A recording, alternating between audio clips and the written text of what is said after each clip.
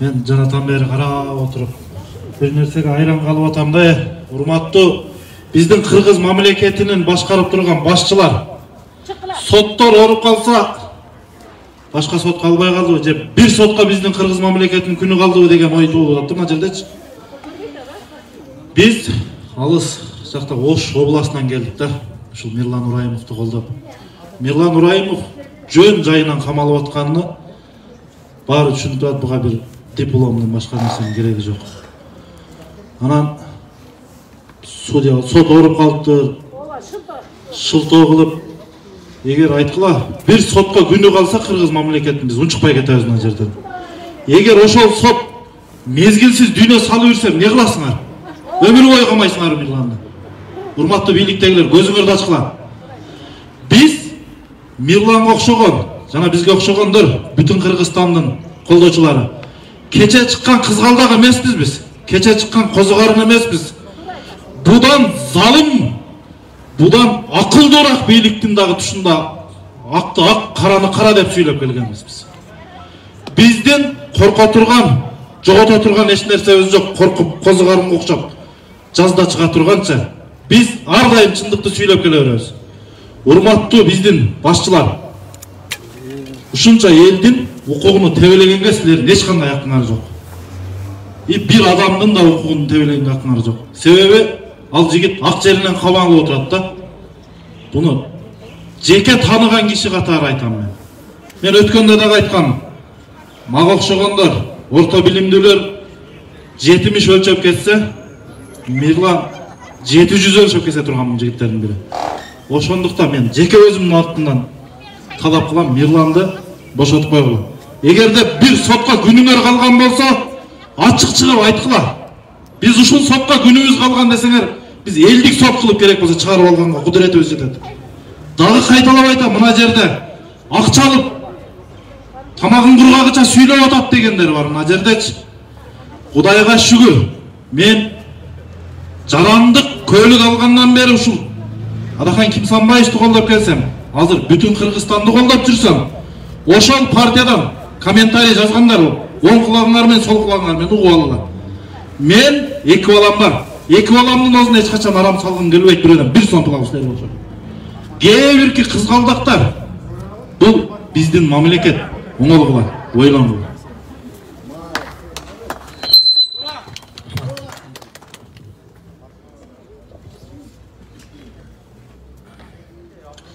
Саламатсыздар, ушул жерге келип отурган патриоттор.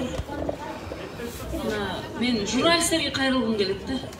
Ушундай кыргыз элинин патриот жигиттери ушинтип куугунтукталып отурганда бирөөсүн да көрбөй атам да азыр. Ушунчалык кайдыгер экенбиз журналисттер. Анан экинчиден мына бийликтерге кайрылам. Мирлан Ураимовдун эмне күнөөсү бар? Ушул биздин Кыргызстандын жерин сактап калганбы? Чындыкты чыркыратып айтканбы? Таң калам, эч түшүнө албай атам. Качанга чейин ушул куугунтук уланат? Качанга чейин ушундай жигиттерибиздин буттарын, колдорун кыркабыз? Токтоткула.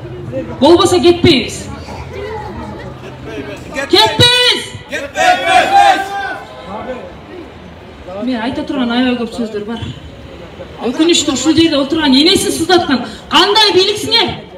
Көзүңөрдү ачкыла. Ар бирин бүгүн Ураимов камалып отурса, эртең өзүңөрдүн башыңарга келиши мүмкүн. Ошон үчүн бардык кайдыгер эмес кыргыздарга кайрылам. Бир эле гана биз токтото алабыз мындай нерсени. Баарыңар токтоткула, чыккыла. Рахмат.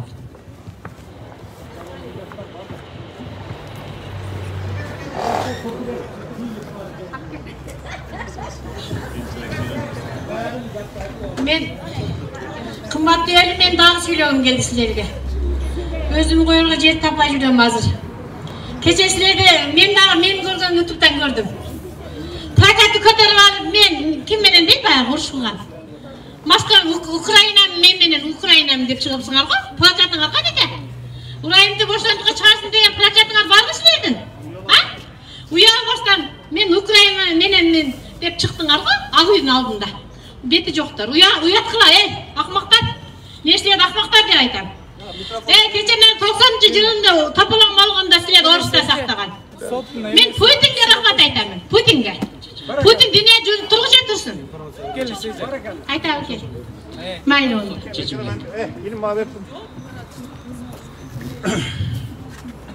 Hurmat tuğanlarım, biz buna жақсы үмітпенен кірдік да, 3 сот, жаусан соттың төрағасы олуы, зам олуы, ажыда бір управление дегендер бар. Бұларда емне көп контор, жабылған жанағыларда бір соты жоқ еле управление басшы шығауы десек, мол кішекей қызды көп қойып тұр. Пресс-секретарың кабинетінде. Біз айттық, сотқа кірелі, 3 соттың біреу шықсын. Ал ұрып қалыпты, жаш бала мектеп бар, ұрып қалғанда ол жанағы. Исеналиев дегені. Екеуісі орда дағын, анан башқа зам соты бар, дағын управление басшы. Біреу жоқ. Кішекей бұл қыз қойып қойып тұр. Кісі жауап беріп қойды. Біз кіргізбей қойды, сайтым сол. Арекет қылдық. Біз кіргіз, біз шықсын, мұның кабинетіне келсін. Барбайды дейді. Алар жоғырғы кастада. Алар каста, алар деген ұқпайды елдің, құлағы дүлей, алар чоңдыр, асманнан түскендер да. Біреу шығып, мынау жаққа леп, жауап беріп қойса ол ғой бұл. Қачан қалай 300 кіші келіп тұрған, тейіп тұрып, ешкі сындырып тұрып. Ана кіріп барғандан бар тізіліп қалау аларчы. Ошаны күтіп атша аларчы. Азыр мына секретарын біз сұрамады, араңап шықтық, шықпайым деген бұл қыз секретарын. Оша қызын сөз ұққыла. Башқа біз сотқа жолы алған жоқпыз, біз миссияны атқара алған, сотқа жолы алған жоқпыз. Ошо. Ne çeçede? Özüm karıştır. Çamanları ne? Mikrofon kalmayı. Mikrofon meni. Sot баяндоочунун ооруп калганына байланыштуу сот отуруму 10 мартка 9 мартка саат 14-ка жылдырылды. Справка.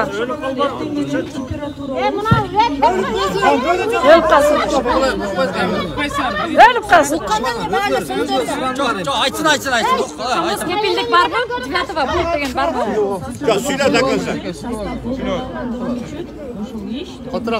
Саат 11-ка жылдырылып атат.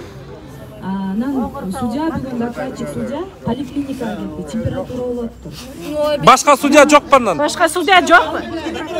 Жо өткөрүп берсе болот да иште туурабы? Башка судья дайындаса болот да. Неге? Кандай болбойт? Бул башкорго чарада бул. Температура түшөт да, эмнеге түшпөйт экен? Температура түшөт. Эртең 10-дан сен жакшы болбой калсам эмне болот 9-дан? Эмне болот? Ой, Бүгүн азыр өлүп калса эмне болот? микрофон менен айтыңызчы. Бардыгы 9 март саат 10:40-ка жылдырылыптыр сот. Ошол күнү болот экен. Анда да оройт да. Эми ошентип бийликти күтүп, бийлик керек эле. Бүгүн элдер кокус көбөйүп көтөрүлүп кетип, мынаны жууп кетсе алдагы эле оруп жата береби? Келет да ошо. Жок, оруп жата береби. Бүгүн элдер мыналарды жуулуп көтөрүп кетсе оруп жата береби? Же ошондон кийин чакырасыңар карасын деп. Биз ташыдан үйрөнгөнбүз, мынаны жуулуп кетебиз. Жок, биздин мамлекет ушундай эмебиз бар да. Мамлекет болуп. Сиз өзүңүздү тааныштырып коюңуз, сиз дагы немени аткарып Жок, бизге письмуну бербейсиңер. Сиз өзүңүздү тааныштырган жоксуз го чоңуз. Мына ооруп калыптыр деп көрсөтөсүз. 9 жок, мынандай да азыр 3 мурун соту болду, туурабы? Тиги райондук. Секретар соттун бу. Андан бүгүнкүгө коюшту. Бүгүн оруп калды. Эртең 9-унда оорубайт деп силер кепилдик бере аласыңарбы? Же өзү кепилдик берсинби? Мен адвокатка айтылыптыр. Жок, аны үчүн кеч айтпайбыз. Жок, биз аны түшүнөбүз. Сиз кылсаңыз, сизге эмес суроо. Туруп туруңуз. Биз суроо. Жок, ал ооруган деле жок, ал запой папой бир балета жүрсө керек. Жок, запой эмес эле бийликтен сөздү күтүп отурат. Берсе. Жок, ошону берип койгулачы, кагаз түрүндө. Бийлин ооруганды. Справкасынча биз ишенели. Жок, мындай болсо да. Заседание кылыш керек да. Ооба. Ооруду, сот элчиге калды деген барбы протокол? Азыр биз мынабу шаардык Бишкек шаардык орун басарларын көрдүк. 30га жакын орун басар. Нурлан жанында. Кантип бирөөнү алмаштыра албайт ордун? Өтө нөлөк жерде тургун. Жок, эжеке сизге мындай. Бизге азыр эртең 9-да ооруп өлүп калчу болсо, жок, ооруп жүрө берет дейм. Жогорку сот 2 жолу чечим чыгарган кылмышкерди бир түндүн ичинде актап салган го, туурабы? Жогорку сот 2 жолу чечим чыгарган ошо кишини. Кылмышкер деп. Эжеке.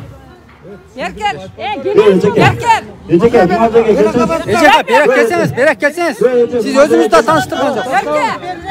Tanıştırgan joksuz. Berak geldiniz. Mikrofonu ver. Özün tanıştır. Ver mikrofonu. Ver. Aka yerden soruğa cevap ver. Tuğandar özün tanıştırsın. Del gel. Bir adam söyle.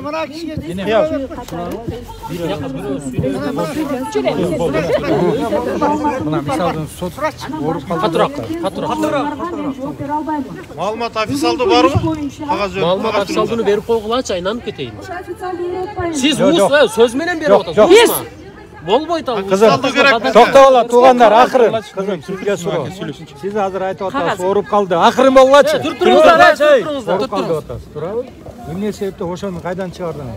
Мисалы үчүн бүгүнкү боло турган заседанияда. Сот айтып койгулачы жанындагылар. Сот жылдырылды. Могул себеп менен деген ошонун протоколу барбы заседанияда? Ошо бербейсиз. Ошону бергиле, болду. Сени секретар. Ата мына сиз чыктыңыз, бизге ал ишенич жок. Түшүндүк. Азыркы талабыбыз ошол. Ошонун протокол заседаниясын бергиле. Биз бая аксакалдарды неме сотко деп кийирдик эле анан сизге кийириппиз да анда, сизди кабыл алыпсыз да, туура пресс катчы. Жок, биз сотко деп кийирбедикпи? Сизден башка эч ким жок бу. Сизден башка эч ким жок. Шаардык соттун төрагасы ким? Айтып кое аласызбы? Пресс катчы. Аты жөнүн ошо. Шаардык соттун төрагасы Азамат Артелевич, а? Аттын башындагы жаман иттин аты. Бөрү басарды. Булар ушундай. Бирге чейин деле ушундай болчу. Бул да ит аягынан жейт, башка жерде турак жебейт. Ал өзгөрүлбөйт, ит өзгөртө албайт. Biraz alırız. Ошондой эле нерсе болуп атат азырдан.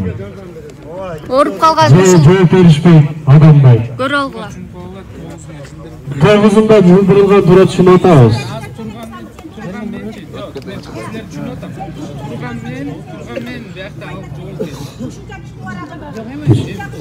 Так, урматтуу мекендештер, көрдүңүздөр. Эч кандай мыйзамды сыйлоо, мыйзамды сактоо жок. Биз буга макул эмеспиз. Biz buga makul emesmiz.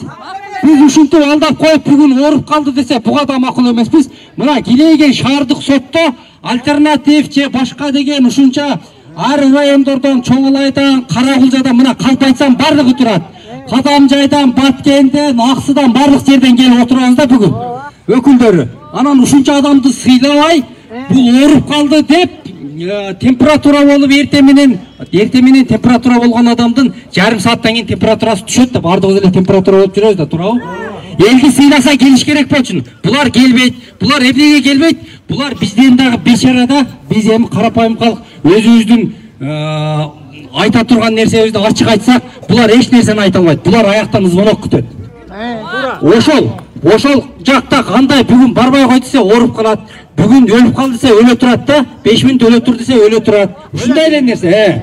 Ошон үчүн туугандар, биз бул жерден кетпейбиз. Баятан бери адамдар чалып атты, келебиз, эмне болуп атат деп келсе, көйгөндөн көйө беребиз, мына жерге үйтүк болобуз, минерге жатабыз бүтөшөкчө. Ушул жерден кетпейбиз. Biz 9'una деген макул. Болуп тур, 9'una бүгүн оруп калса, түштөн кийинкиге же эртең мененке жылдырып койсо болот да, туурабы мүмкүнчүлүк. Сөзсүз болот да. Эмне үчүн мынанча алыстан келген адамдарды кыйнап атат? Булар бизди сынап атат да. Булар биздин өнүбүздүн укугулары келбейт. Шылдыңдап атат. Булардан бардык нерсени күтсө болот. Өздөрү мына Садыр Нуркожоевич Жапаров, Ташиев, Мамыт бардыгынын башынан ушул нерселер өттү да. Булар бул нерсеге катачылыкка жол бербеш керек болчу. Булар адилеттүү сот деп келген, туурабы? Биз элдин үнүн ошол моментинде, секундасында керек болсо, минутасында чечебиз деп келген да. Эмне болуп атат? Канча күндөн бери Мирландын бул жерде 1 секундта кармаганга булардын моралдыктагы кандай болсун да укугу жок. Мирландын эч кандай күнөөсү жок. Туура. Эч кандай күнөөсү жок. Буну бардыгы эле көзү көрүп, акылы бир нерсени туйган адам туйуп атат, билип атат. Биз болсо күйүп алыстан башка жерден келип атабыз. Эгерде 9'unda же башкада десеңер сиздер адашасыздар. сиздер элдердин кыжырын кайнатып, элдерди ушундай көбөйүп, чоң митинг кылганга мажбур кылбаңыздар. Биз сиздерден ушуну суранабыз. Наоборотунан тескерисинен сиздер түртүп же болбосо адилетсиз иштерге же коррупцияга бир үнүбүз жетип калабы деген таризде келип отурабыз да бизден алыстан. Алтындай убактысын кетирип апалар, аталар, аксакалдар келип отурат да. Жок дегенде ошолду сыйлабайсыздарбы? Биз эч кандай эч жака жылбайбыз.